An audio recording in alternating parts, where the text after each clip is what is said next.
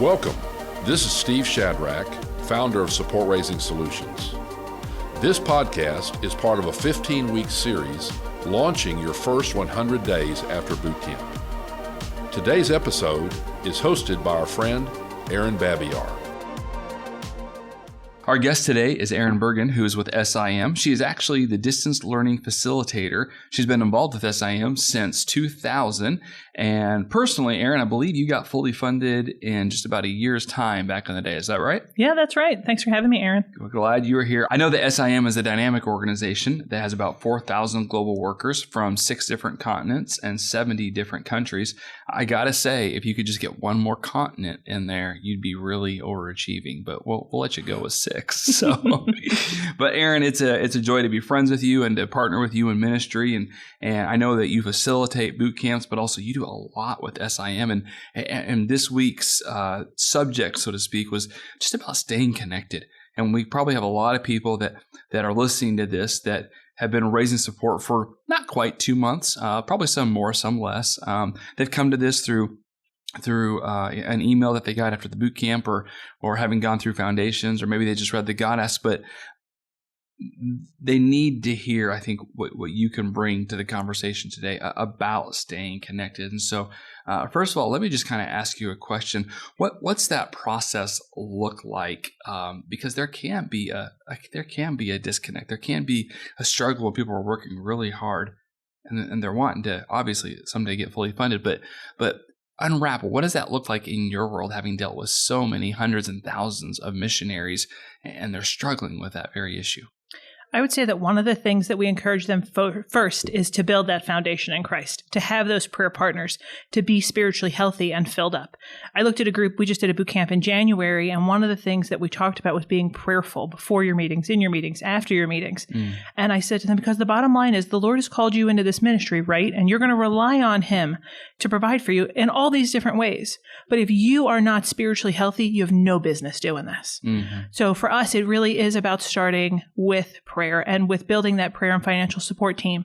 We love to encourage them. What we require is for a single, you have to have 200 prayer partners. And for a married couple or family, you have to have 400 prayer partners before we'll let you go.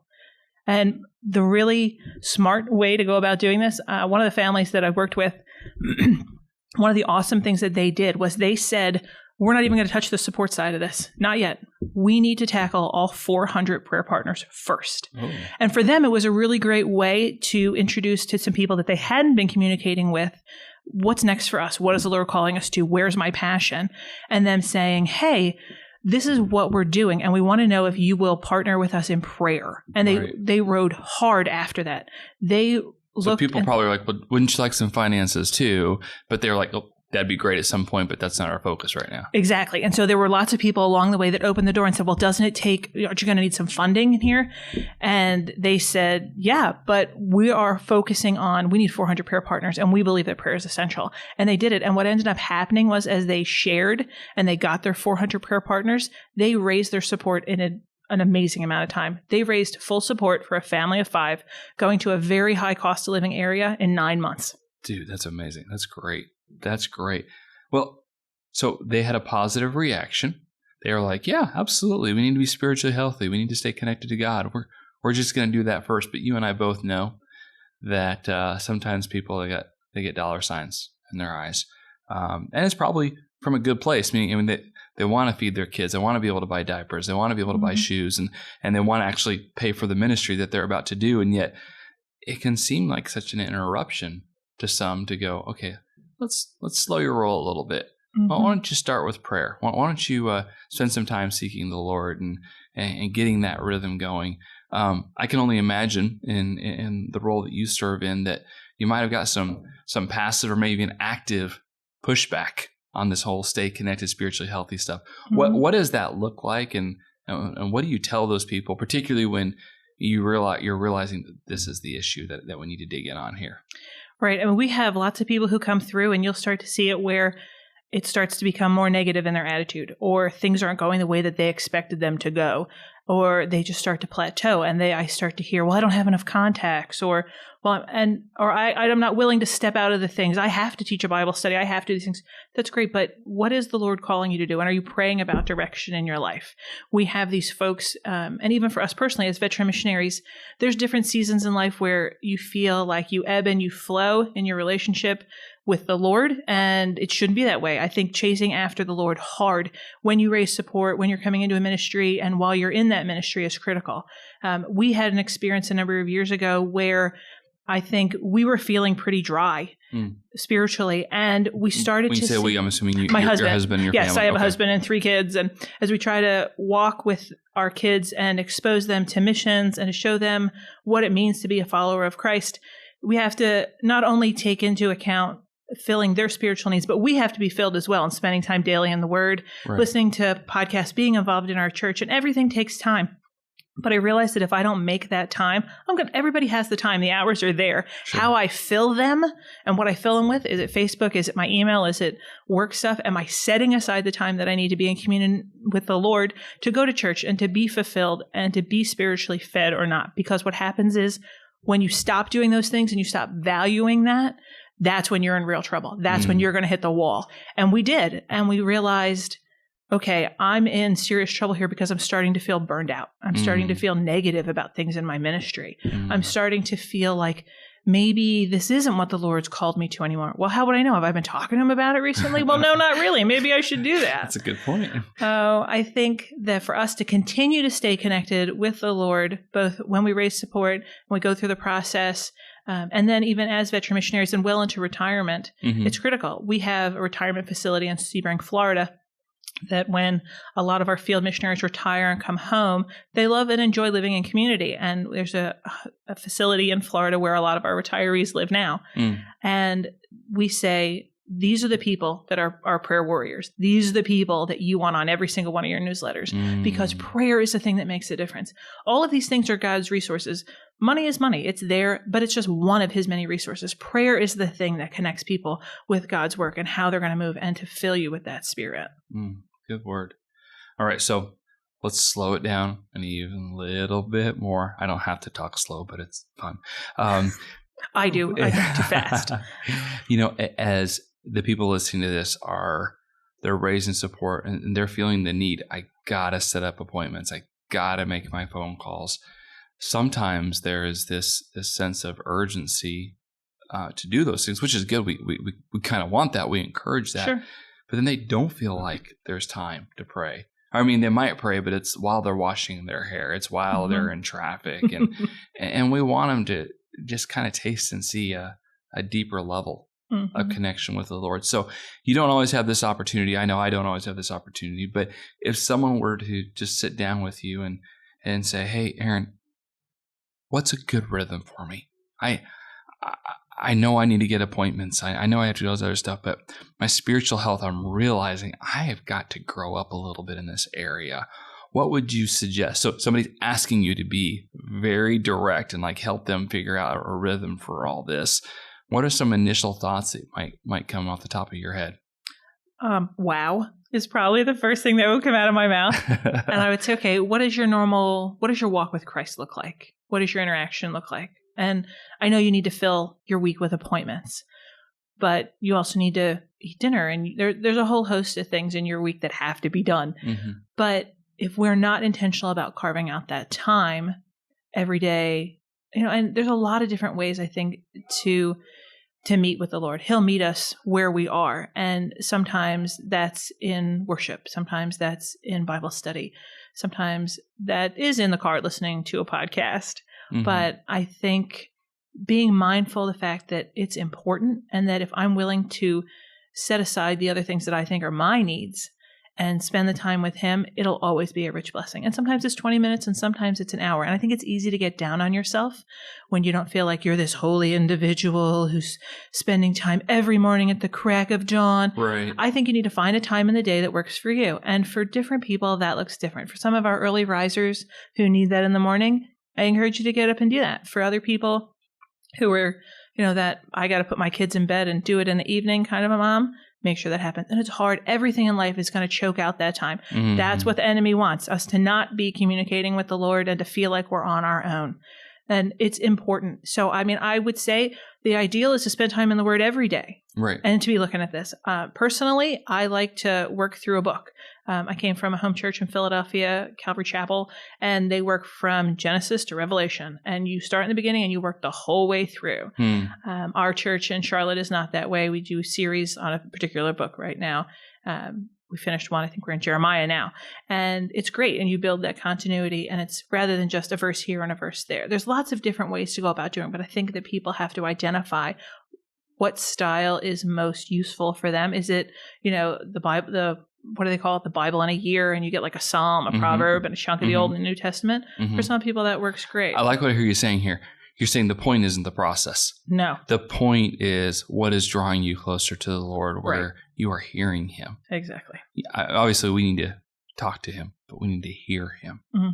Absolutely. It doesn't have to be the same time every day, although it can be for those that need that. It doesn't have to be through the same methodology, but it's how are you seeking the Lord?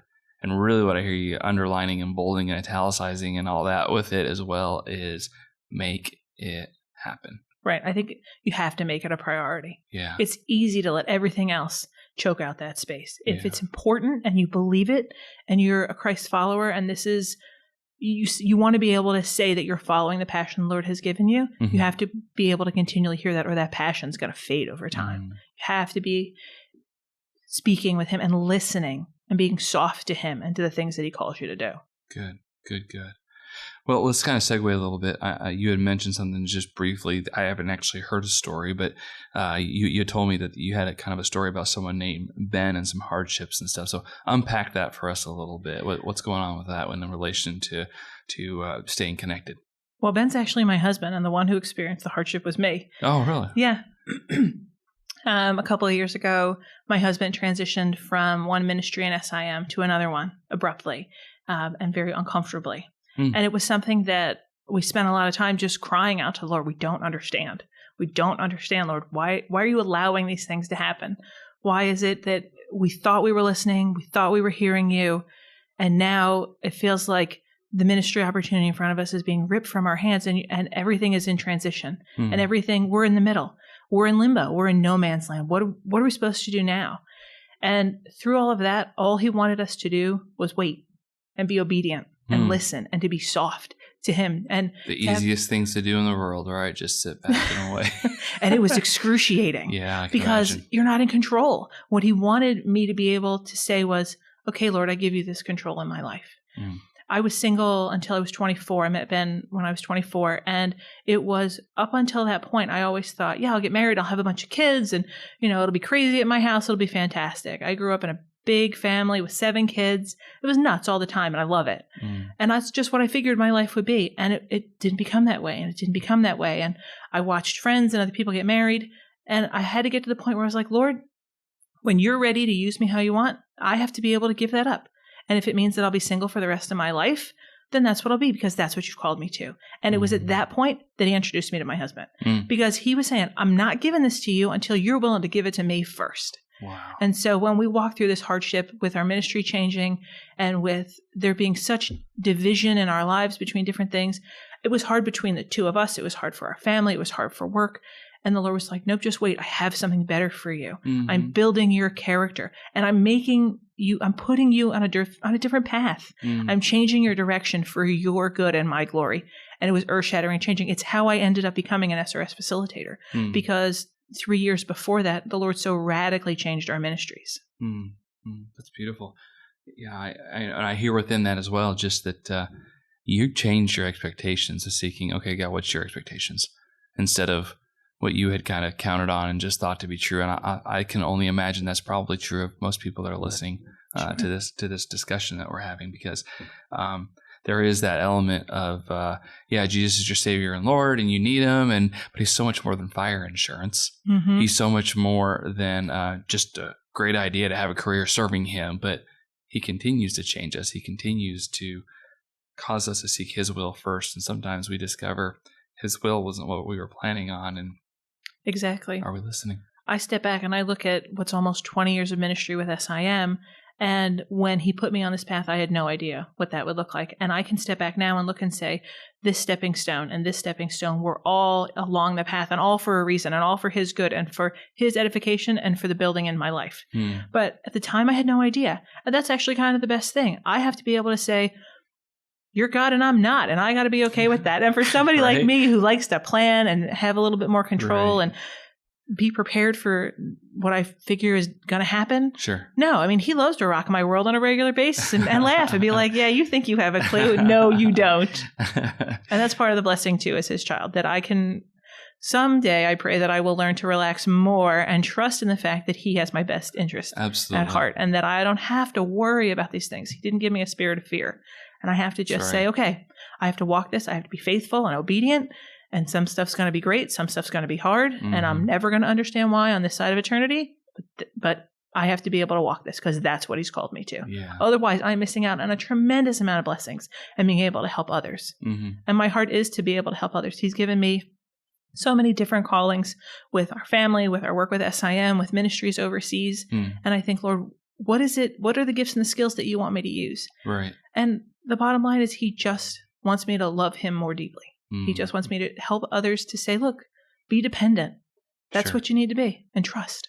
Sure. And, Erin, you're pretty bright, but I've never picked up on you having, the whole omniscience and omnipresence and all that stuff figured out. So it's good that you're connected to the one who does have that all. It's actually character traits of his. So, and it makes sense when we talk about it. Like right now, it's still like, yeah, okay, sure. Like you and I get it, but I know there's people out there that are raising their support and they're going, easy for you to say. Right. And it's easy to say and very hard to put into practice. Yeah.